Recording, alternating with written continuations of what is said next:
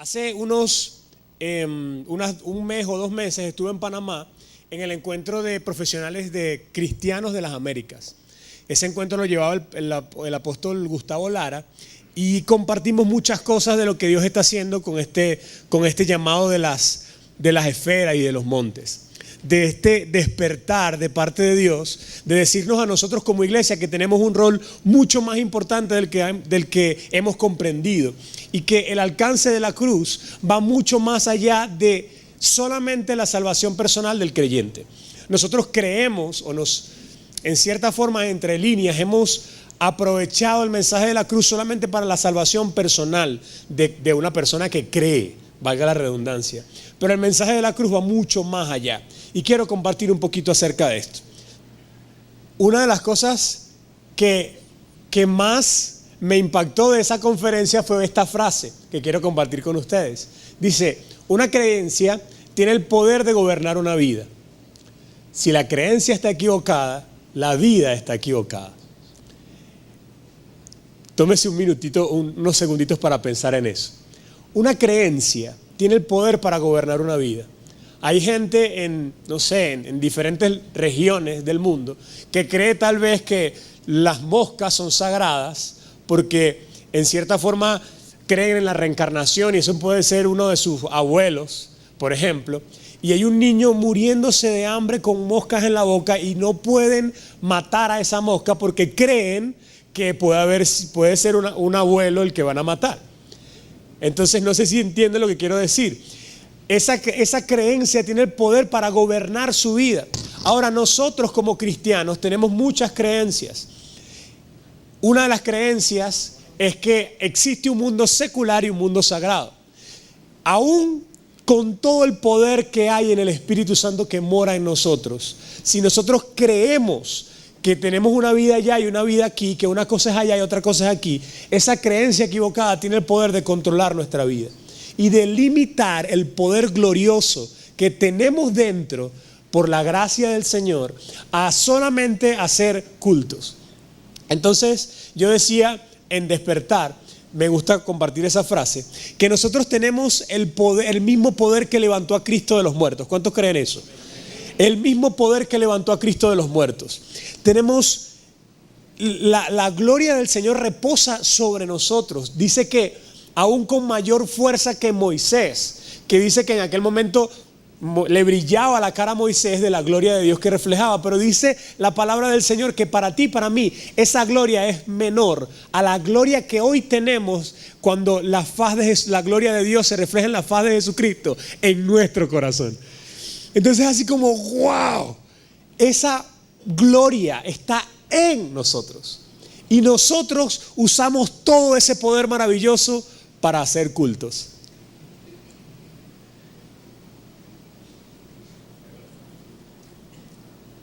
Entonces reducimos el poder glorioso que hay en nosotros por una creencia equivocada.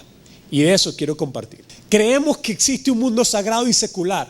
Y decimos, no, yo no creo en eso, hermano. Ah, bueno, es chévere. ¿De qué trabajas tú? Bueno, secularmente. Ya. No creo, pero cuando me expreso vuelvo otra vez a secular. Y al decir secular quiero decir que Dios no está ahí. Y de eso vienen algunas consecuencias que vemos en la iglesia. Las consecuencias de esa mentalidad o de esa creencia en la iglesia de hoy la vemos en este momento. Tenemos una ética aislacionista. ¿Qué quiere decir eso, pastor? Eso quiere decir que nosotros aislamos una cosa de la otra. De hecho, hemos dicho, el mundo está mal, entonces como el mundo está mal, tiene mucho pecado, nosotros nos aislamos en la iglesia. Y en la iglesia nos sentimos santos, buenos, que hay demasiada luz, demasiada belleza, y no queremos ir a esos lugares donde, por favor, ese lugar es mundano. Y terminamos sacando la luz del lugar donde debe estar. Y quiero parafrasear Mateo 5, 15 y 16.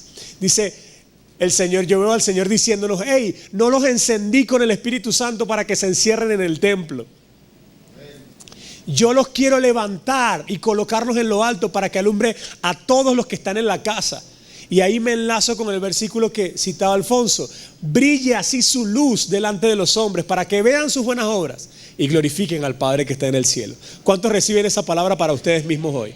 Entonces no fuimos encendidos con el Espíritu para encerrarnos en el templo. El almud, la mesa, el cajón, como quieran llamarle. No fuimos encendidos para eso.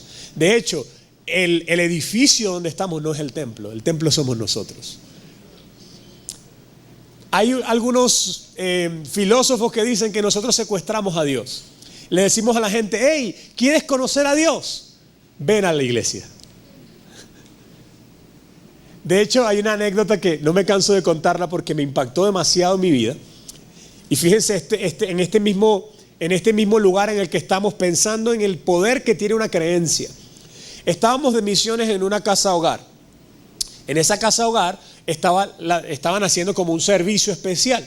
Y en ese servicio estábamos adorando al Señor, empezando el servicio. Yo iba a ministrar después de esto. A mí en lo particular me gusta adorar viendo al cielo. Yo salgo, había un techito de zinc, yo salgo del techo y comienzo a adorar. La directora de la casa me toma por la mano. Hey, antes de decirlo, es una mujer de Dios que honro y que sé que es una mujer de Dios. Pero la creencia es a lo que estoy hablando. Ella me toma de la mano, me hace caminar hasta abajo del techo, me dice: mira el techo. Yo le digo: sí, aquí está el techo, ahí lo vi. Ajá, ¿usted ve hasta donde llega ese techo? Yo le digo: sí, veo que llega hasta ahí. Bueno, hasta ahí llega la cobertura de Dios. Así me dijo ella. Y yo digo: no puedo creer que ella me esté diciendo esto. No lo puedo creer. Y lo más colmo del asunto es que el versículo lema que estaba colocado en el fondo, ¿adivina cuál era? Bueno, no adivinen porque suena como raro. Algunos cristianos adivinen, hermano, eso no es de Dios. Aleluya. Perdón por decir adivinar. El versículo que estaba en el fondo era: los cielos cuentan la gloria de Dios y el firmamento anuncia la obra de sus manos. ¿Qué contradicción hay entre lo que yo pienso y lo que está en la Escritura? En la revelación de la gloria de Dios en nosotros, que está ahí, y lo que yo estoy pensando. Cuando hacemos nuestra la palabra y la palabra está aquí, hay un poder gigante. Y no podemos secuestrar a Dios. La Biblia dice que la tierra es el estrado de sus pies. No podemos construir un templo para esconderlo o para secuestrarlo. No podemos hacerlo. Toda la tierra está llena de su gloria. Lo que estamos haciendo ahora, con todo lo que estamos buscando y discerniendo en el Espíritu, que Dios quiere levantar una generación, es para llenar la tierra del conocimiento de su gloria. Porque aunque la tierra está llena de su gloria, mucha gente no sabe, ignora eso. Aunque Romanos 1:20 dice que no tienen excusa. ¿Sí? Después dice que eso nos trae una pobreza de visión. Porque la visión de una iglesia es que se ponga más grande. Y jamás vamos a poder englobar a una ciudad dentro de una iglesia. Pero sí podemos llevar a la iglesia a la ciudad y tener toda la ciudad ganada para Cristo. ¿Cuántos entienden lo que estamos hablando? Entonces va mucho más allá. Y entender lo que vamos a compartir nos va a llevar a tener una amplitud de visión. Y no a sacar a Dios de nuestra profesión o de nuestro llamado. Y la cuarta cosa que trae es condenación. Diga conmigo: condenación.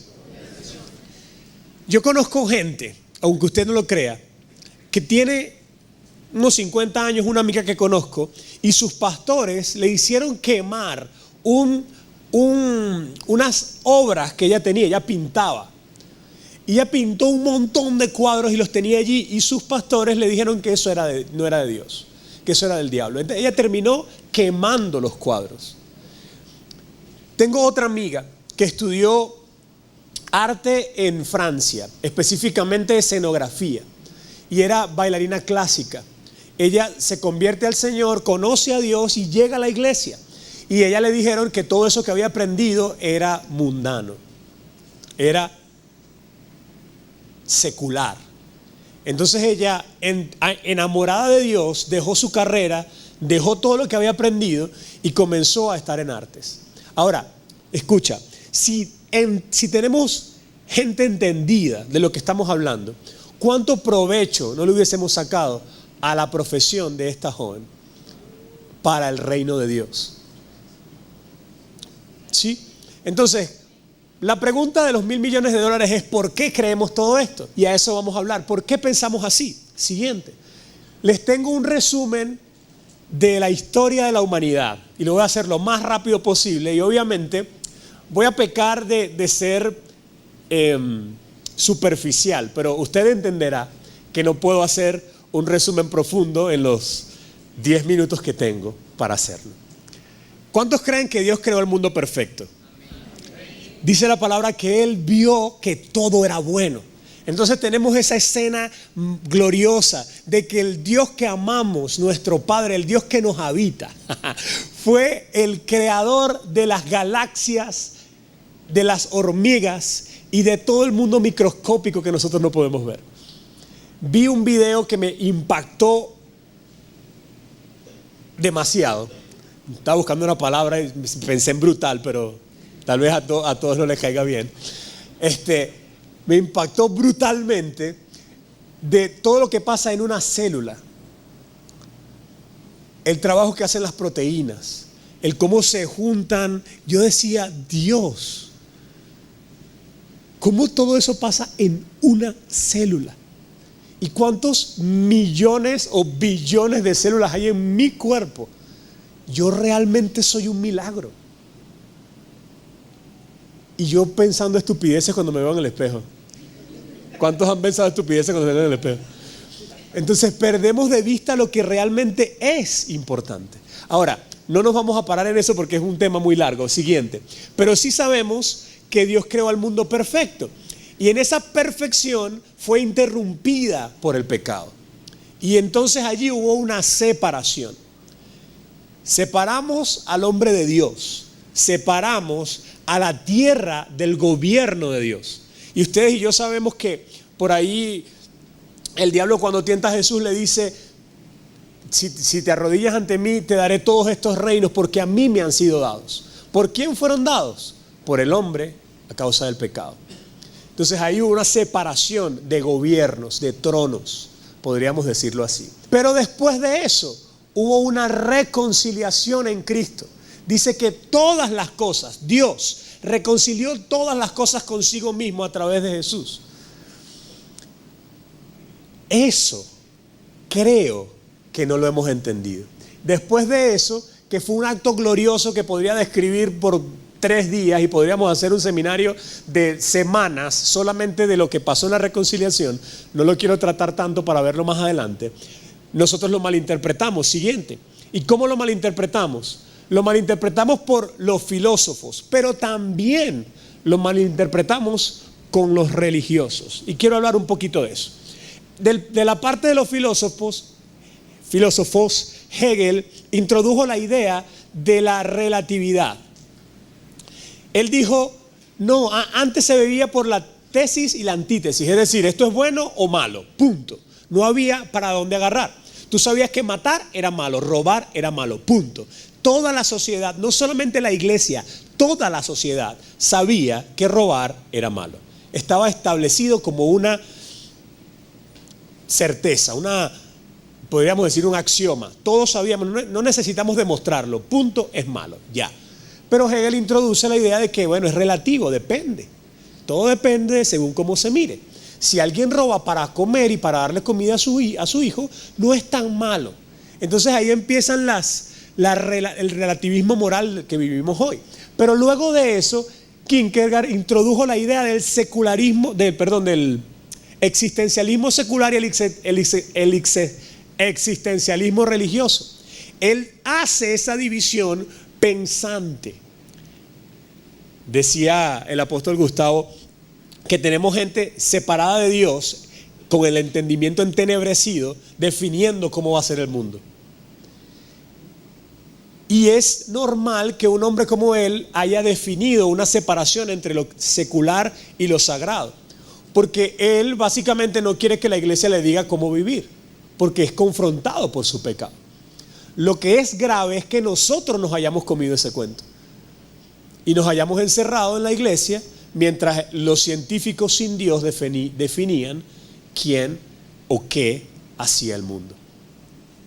Entonces en ese momento nosotros sacamos a Dios de las escuelas, como pasó en Estados Unidos. Sacamos a Dios del gobierno, sacamos a Dios de las artes, sacamos a Dios de los medios. Y eso fue uno de los errores más graves que hemos cometido en la historia de la humanidad. Ahora, el no entender esa reconciliación en Cristo también nos llevó a los religiosos a cometer errores y a introducir esas ideas en nuestra mente. Por ejemplo, cuando Constantino institucionalizó a la iglesia, sacó la cruz, por decirlo de alguna forma gráfica, de las familias, del gobierno, y la puso en un templo. Dígase templo, no el templo del Espíritu que somos nosotros, sino el edificio. Cuando él hizo eso, hubo una separación entre la iglesia y la familia. Por ejemplo, ¿sabía usted que en el pasado los padres o los patriarcas podían casar a sus hijos? Ahora no, ahora tiene que ser un ministro ordenado en aquel momento por la iglesia católica. Usted no tiene potestad para hacer eso, tiene que venir a la iglesia para hacerlo. También hubo una separación entre la iglesia y el Estado, que para muchos es sabia y tiene sus razones de ser, pero cuando vamos al modelo del Antiguo Testamento, vemos que Dios siempre quiso tener profetas que representan a la iglesia al lado del gobierno para que trajera luz a su vida. Usted se acuerda claramente de Natán y se acuerda claramente de lo que pasó con David. David se separó de Dios por un momento, empezó a hacer un montón de locuras y Natán estuvo allí para llamarlo al arrepentimiento. Entonces hay una voz profética que tú y yo debemos cumplir como iglesia para con el gobierno. Hay una voz que, de hecho, uno de los pastores en este encuentro decía que el mundo está como está porque falta la voz auténtica de Dios. Nosotros hemos callado la voz auténtica de Dios. O no las hemos reservado para nosotros, que no sé qué es peor. Pero entonces en esa división estamos nosotros.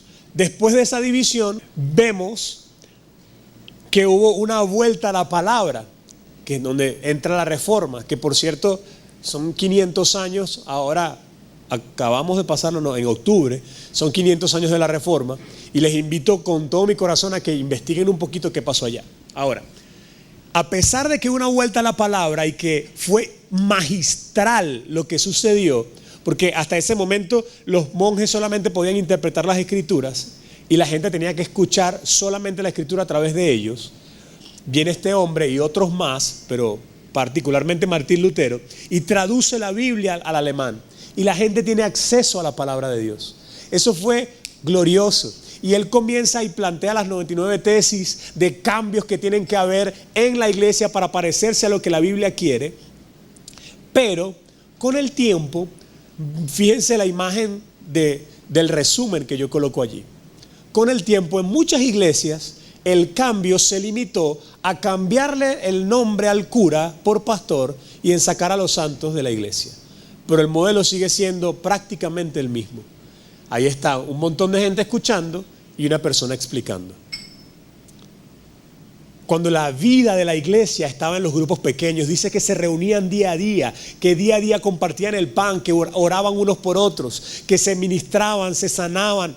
Dios sanaba a través de ellos, pero era unos por otros. Llevaban las cargas los unos de los otros. Era otro concepto totalmente diferente de iglesia. No era una institución, era, y creemos que es, un organismo vivo, porque somos su cuerpo. ¿Cuántos creen eso? Somos su cuerpo. Entonces no es que yo voy a la iglesia, es que yo soy la iglesia.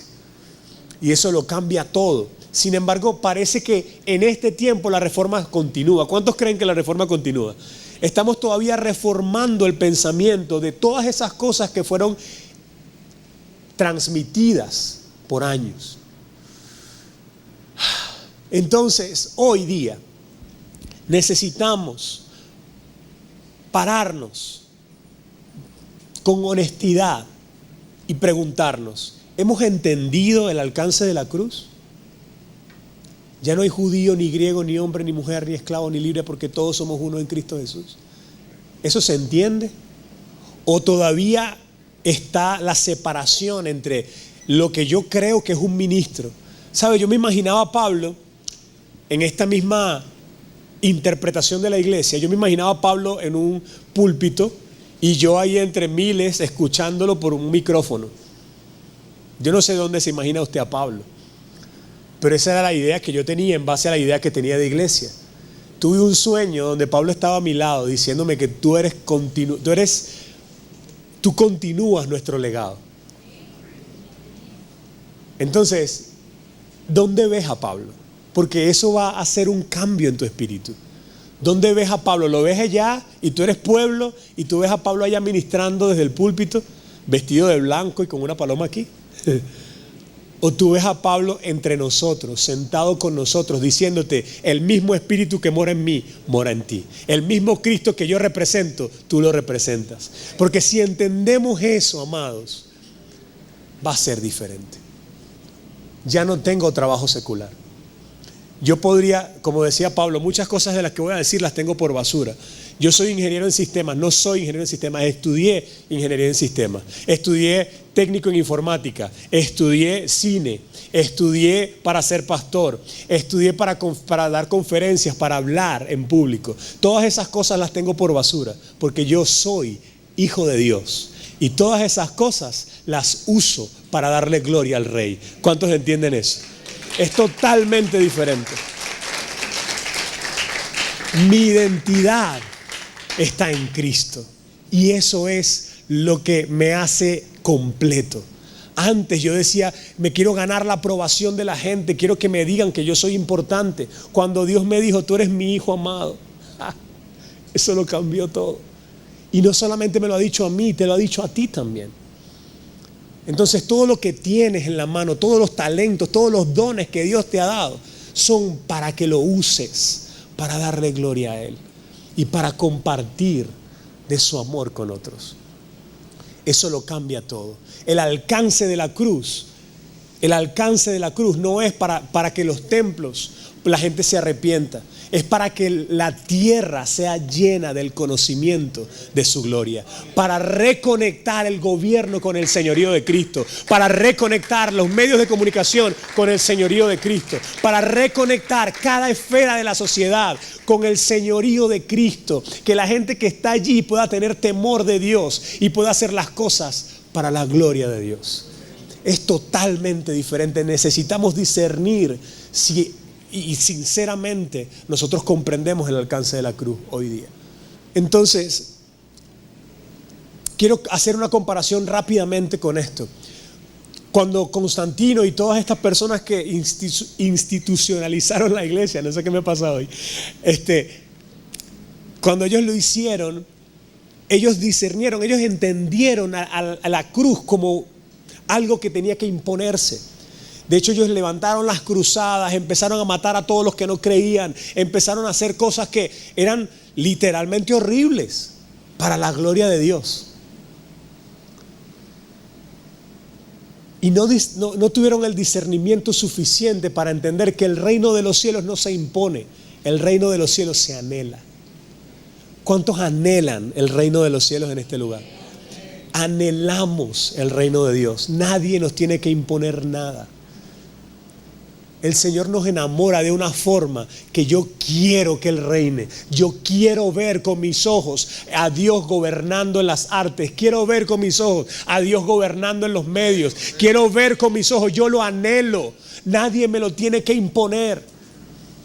Y eso cambia mi percepción de las cosas. Cuando vemos cómo hemos encerrado el evangelio, muchos dicen, no, ¿quién es la luz del mundo? A ver, ¿quién es la luz del mundo? Nosotros, muy bien. Pero hay muchos lados donde dicen Jesús. Y en cierta forma es verdad, pero no estamos en el tiempo de eso. Jesús dijo, mientras estoy en el mundo, soy la luz del mundo. Pero después dijo, ustedes son la luz del mundo. Ahora, para nosotros aceptar ese llamado, dice Erwin Rafael McManus, que para nosotros es mucho más fácil no aceptar la responsabilidad que tenemos, porque al aceptar la grandeza que hay en que Cristo vive en nosotros, demanda demasiada responsabilidad. Entonces preferimos decir, no, yo soy una cucaracha. Yo soy un siervo humilde, ¿no? Yo no soy nadie, pues. Dios es bueno y todos los demás somos malos. Es más, yo soy pecador, hermano. Y todos somos pecadores. Y el pastor cuando te dice, hermano, tiene que dejar el pecado, ¿a qué me va a decir usted si usted también es pecador? Entonces todos jalamos para abajo, ¿no? Todos estamos en el mismo nivel porque requiere un compromiso mayor el aceptar que Dios nos hizo santos. Y somos santos. ¿Cuántos santos hay en este lugar? Y somos santos. No somos santos por nuestros propios méritos, eso está claro. Somos santos por los méritos de Cristo. Y le damos gloria a Dios a Él por eso. Pero al aceptarlo, aceptar ese llamado, aceptar ese nivel al que Dios nos hizo llegar por gracia, implica una responsabilidad tremenda. Entonces nosotros somos la luz del mundo. Diga conmigo, yo soy la luz del mundo. Ahora, dice la palabra también que Dios amó a la iglesia. De tal manera amó Dios a la iglesia. No, dice que amó al mundo. Al mundo del que tú y yo nos alejamos. Al mundo de que, paréntesis, tal vez por un tiempo sea bueno alejarse, mientras toma fuerza en el espíritu. Pero llega un momento en que eres misionero enviado al mundo. ¿Cuántos entienden lo que estoy diciendo? Yo tengo que separarme del mundo por un tiempo porque necesito. Si estoy ahí conectado con mis vicios y con mis cosas, probablemente no avance, pero si suelto eso y me conecto con Dios, ahora tengo que ir después a influenciar al mundo. Siguiente, por favor.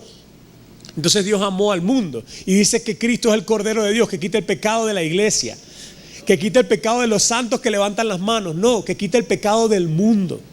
Entonces no podemos separar lo sagrado de lo secular. No hay separación. Ya no hay esclavo, ni libre, ni hombre, ni mujer, ni judío, ni griego, sino que todos somos uno en Cristo Jesús, Señor nuestro. Entonces el reino de Dios, la tierra está llena de su gloria. Y está llena de gente que desconoce su gloria. Y nosotros necesitamos llenar la tierra del conocimiento de su gloria. ¿Cuántos dicen amén a eso? Reconciliación. Siguiente. Cristo en nosotros. Siguiente, vamos a ir a la escritura directo. Toda autoridad, dice que toda autoridad me ha sido dada en los cielos, en la tierra y debajo de la tierra. Por eso vayan y hagan discípulos. El Señor no nos envió antes, nos envió después de recibir toda autoridad. Quisiera que leamos esto juntos. Yo voy a leer lo que está en negro o gris y usted va a leer lo que está en rojo. ¿Vale? ¿Vale? ¿Sí? A la cuenta de 3 entonces. Este mensaje se mantuvo, pero ahora se dio a conocer al pueblo de Dios, pues Él quería que su pueblo supiera que las riquezas y la gloria de Cristo también son para ustedes, los gentiles. Y dice que ese secreto que estuvo guardado por siglos y por generaciones es este: Cristo vive en ustedes. Y muchas veces, ¿sabe? Yo soy muy, a mí me gusta pensar mucho. Me gusta. Entonces yo empiezo a pensar cómo yo veo a Moisés. Y nosotros cantamos la canción y vemos a Moisés, no a sino al de la Biblia. Vemos a Moisés por allá como wow, el héroe de toda la historia de Israel y Moisés. Y la Biblia habla de nosotros con mayor gloria.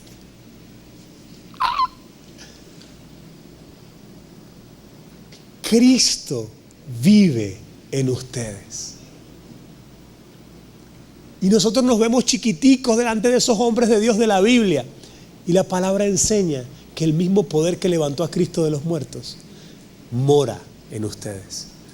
Y este secreto que se mantuvo en secreto durante siglos y generaciones estuvo ahí, pero ahora se da a conocer y es Cristo vive en ustedes. Y eso les da la seguridad de que participarán de su gloria.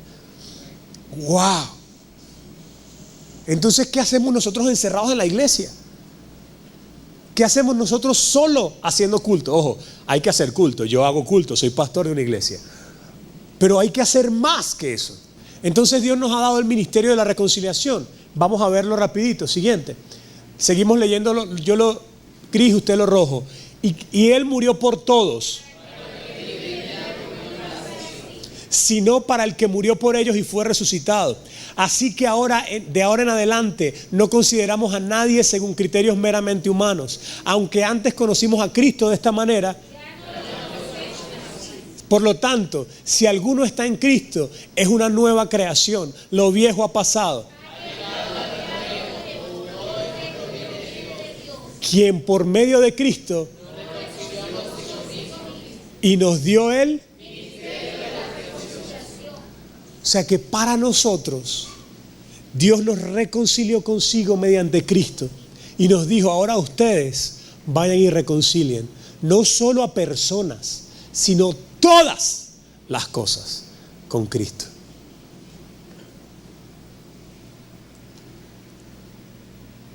Esto es una sola. Esto es que en Cristo Dios estaba reconciliando al mundo consigo mismo, no tomando en cuenta sus pecados y entregándonos a nosotros. Así que somos embajadores de Cristo, como si Dios los exhortara a ustedes por medio de nosotros.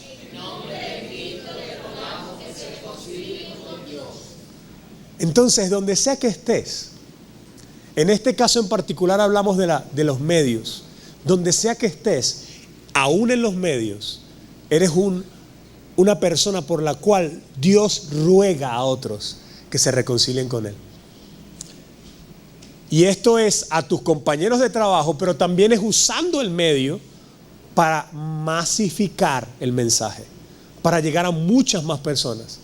Antes hacíamos todo un esfuerzo, bueno, todavía lo hacemos, para hacer un evento para 5,000 personas. Y eso es no sé cuántos servidores, no sé cuánta plata en tarima, no sé cuánta plata en esto.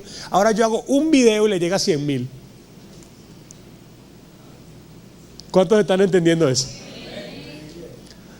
Yo me fajaba 5 horas para hacer un mensaje para que la iglesia lo escuchara. Y lo escuchaban los 100, 150, 3,000, 2,000 que van a la iglesia. Pero ahora lo subo a internet y 1,000,000 de personas lo ven.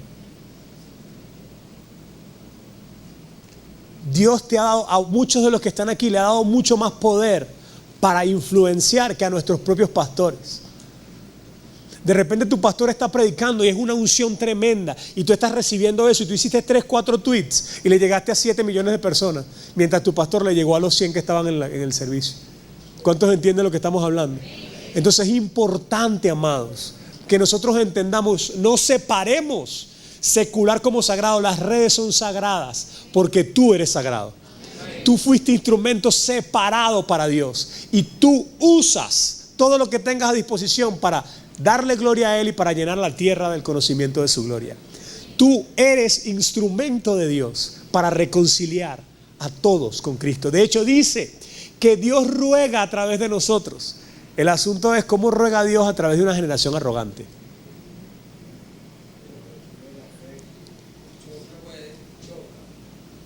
Entonces necesitamos ser humildes. Básicamente quiero decir que cuando nosotros entendemos que somos un altar y que lo que hacemos es un sacrificio vivo para el Señor, pero aún lo que hacemos hace parte de ese sacrificio. Cuando vemos todo como un altar, usamos los dones para el reino de Dios. Eso trae pureza a nuestro corazón, porque Dios está ahí donde nosotros estamos. Y también hacemos todas las cosas como para Él. O sea que, como bien decía mi amigo Alfonso, lo hacemos excelentemente. Llegamos temprano, conectamos el cable como si de eso dependiera que no sé, que no se me ocurren tantos ejemplos. A veces, perdón, es que a veces me debato entre el humorista y el pastor. Entonces tengo que... Como si de eso dependiera la salvación de mucha gente. Aleluya. En cambio, si yo veo las cosas desde la perspectiva sagrada y secular, yo entonces uso los dones para mi provisión. Solamente, bueno, yo trabajo para mantener a la familia, pues, y lo que hago en la iglesia es sagrado. No, todo. No podemos seguir malinterpretando la cruz. Todo lo que hago es para Cristo. Todo lo que hago es para el reino de Dios. Entonces, al separar a Dios, podemos caer en tentación. Porque si mi intención es ganar más, yo entonces, bueno, yo gano aquí plata, diría un narcotraficante. Yo sigo haciendo esto, gano dinero y después voy y lo doy a la iglesia. Y diezmo, hago una ofrenda, qué sé yo. Entonces eso santifica mi pecado. ¿Sí me explico? Pero no funciona así. Todo lo que hacemos es para Él. Entonces eso produce una dualidad. Y ustedes han escuchado mucho eso, que somos una cosa en la iglesia y otra cosa en la casa. Somos una cosa en la iglesia y otra cosa en el trabajo. Mucha gente, por ejemplo, yo como pastor de jóvenes, ahora soy pastor de la iglesia, pero como pastor de jóvenes me llegan los chamos y me dicen, no, si tuvieras a mi mamá, ya canta y levanta la mano, pero cuando llega a la casa, ya el grito desafinado que pega cuando llegamos allá es otra cosa, te tienes que verla. Eso nos pasó por sacar la cruz del corazón y de la familia y ponerla en una institución. Pero cuando la cruz está en el corazón, está en la casa, está en la familia, está en el trabajo, está en los medios, está en la oficina, ya no podemos ser iguales. ¿Cuántos entienden lo que estamos diciendo? Ahí está el Señor en todo y en todos. Entonces, ¿qué aplicación podemos darle a esto en los medios? Una vez estaban reunidos en China. Estaban dando, la gente de Call to All estaba haciendo una conferencia en China. Y justamente en esa oportunidad había paralelamente un concierto de Madonna. El presidente de Call to All, que estaba dando la conferencia, dice, epa, ¿qué está haciendo Madonna en este lugar? Ellos decían, bueno, Madonna está ganando plata, haciendo seguidores, derrochando su arte. Y todos los misioneros chinos decían cualquier cosa excepto lo que este hombre dijo. Este hombre dijo, Madonna está en China discipulando a sus jóvenes. Porque ellos van a vestirse como ella, van a cantar como ella, van a hacer inmoralidades como ella y van a hacer lo que ella les está enseñando a hacer. Mientras ustedes y yo estamos reunidos aquí en aire acondicionado, pasándola bien, tomando café y comiendo galletitas. ¿Cuántos entienden lo que estoy diciendo?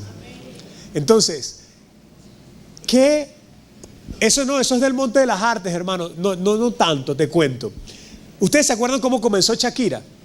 Con pies descalzos y las canciones que tenían un mensaje social, y después cómo terminó Shakira como la loba del... No voy a moverme como ella porque no me queda bien. Gracias.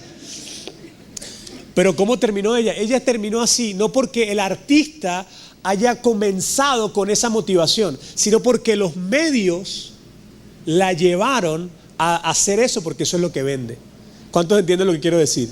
Ahora, ¿qué pasaría si los presidentes de los medios, no el que limpia, que es lo que normalmente, por ahí un hermano que limpia y Dios te bendiga, y tú, Dios te bendiga, hermano. Pero si los presidentes de los medios, gente que se prepara, gente que estudia, ojo, no tengo nada contra los que limpian, yo limpio en mi iglesia, por si acaso. Hay gente que malinterpreta casi todo lo que uno dice. Entendiendo eso, quiero decir, sí, porque, no, hermano, no tengo tiempo para... Entonces, si los dueños de los medios son gente con temor de Dios, gente que entiende, que tiene esa posición dada por Dios para hacer lo bueno, para llenar la tierra del conocimiento de su gloria, entonces esa gente va a decir, ¿dónde hay producción cristiana? Y ese momento va a llegar en Venezuela. Ese momento va a llegar. Y los que están produciendo, los que están haciendo videitos por ahí, los que están haciendo música para Dios, no necesariamente de alabanza y adoración como la conocemos, sino que lleva un mensaje, esa gente Dios la va a colocar a través de esa gente que está en los medios. ¿Cuántos entienden lo que quiero decir? Entonces, cierro con esto. Quisiera orar, solamente orar, porque podríamos hablar de muchas cosas al respecto a esto, de cómo los medios aplican el hecho de que si tenemos el temor de Dios y entendemos la amplitud de la cruz, lo que significó la cruz, entonces nosotros vamos a hacer altares de adoración vivo en el lugar donde estemos, sean los medios o la política o donde sea. Y no vamos a comernos el cuento de Kierkegaard ni el de Hegel, tratando de separar las cosas. Porque ellos dijeron, está separado para que ellos definieran cómo pensaba el mundo mientras los religiosos estaban encerrados en una esquina, en un templo. Nosotros no somos de los que se encierran. Nosotros somos la luz que Dios quiere levantar en lo alto para alumbrar a todos los que están en la casa. Entonces, si tú eres de esa luz, ponte de pie y vamos a orar rápidamente.